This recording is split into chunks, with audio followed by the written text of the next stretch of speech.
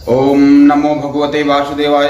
प्रिय दर्शकों, आप देख रहे हैं शास्त्री रमेश पांडे यूट्यूब चैनल। प्रिय मित्रों, इस वीडियो में हम यह जानेंगे कि सितंबर माह में पड़ने वाले श्राद्ध पक्ष की तिथियां कब से कब तक हैं।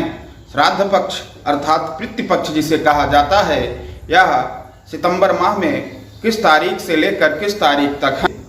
इस वीडियो में हम यह भी जानेंगे कि प्रतिपदा श्राद्ध से पितृ विसर्जन, अमावस्या पितृ विसर्जन श्राद्ध तक की तिथियां किस किस तारीख को पड़ रही हैं। हमारे पूर्वज जिनका देहांत हो गया है उन्हें पितर कहा जाता है।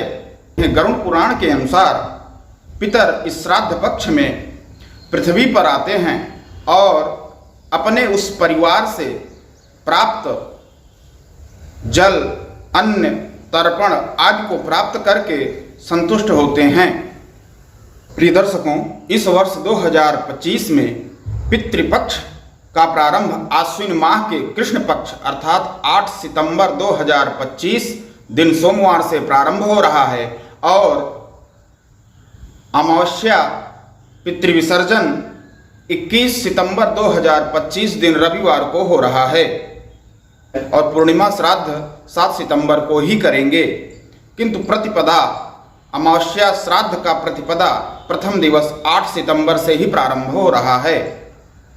यह पितृपक्ष पितरों के लिए बहुत महत्वपूर्ण होता है। ऐसा शास्त्रों की मान्यता है कि श्राद्ध पक्ष में पितृ का श्राद्ध करने से पितृ के निमित्त पिंडदान, तर्पण करने से पितर संतुष्ट होते हैं और जब पितर संतुष्ट होते हैं तो परिणाम स्वरूप आपके पूरे परिवार को आशीर्वाद प्रदान करते हैं। जब पितर प्रसन्न होते हैं, आशीर्वाद देते हैं, तो पितृदोष जैसी समस्याएं स्वतः समाप्त हो जाती है और परिवार में संतान सुख, आर्थिक सुख और पारिवारिक सुख की प्राप्ति होती है। प्रिय मित्रों, इस वीडियो में हम यह बताते चलें कि पार्वण श्राद्ध मृत्यु तिथि के अनुसार ही करते हैं।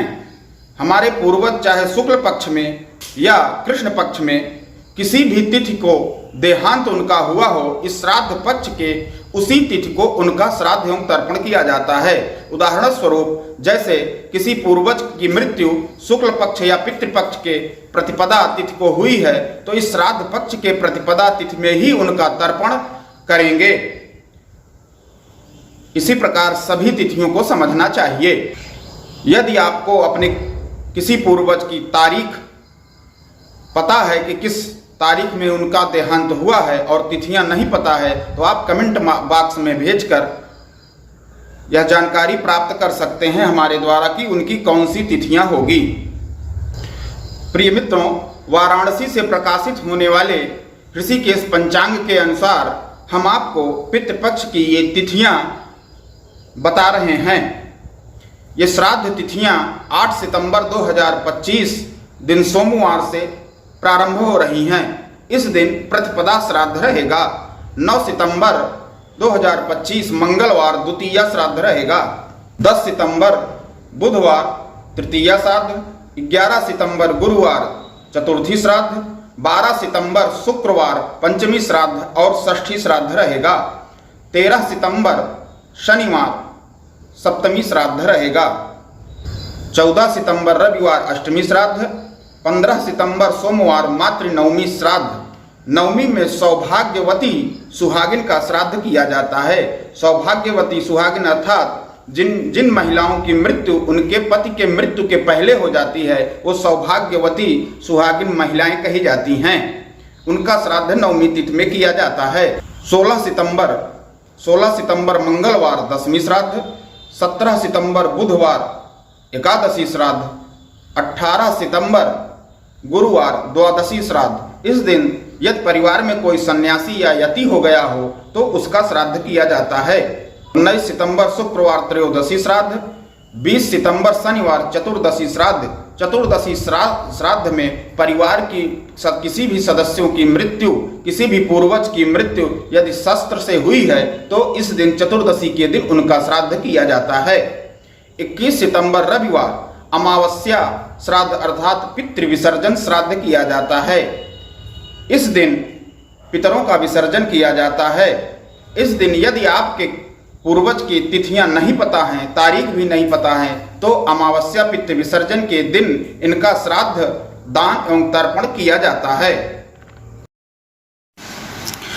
प्रिय दर्शकों, इसी वीडियो में हम जानेंगे कि पितरों को प्रसन्न करने के उपाय क्या होने चाहिए।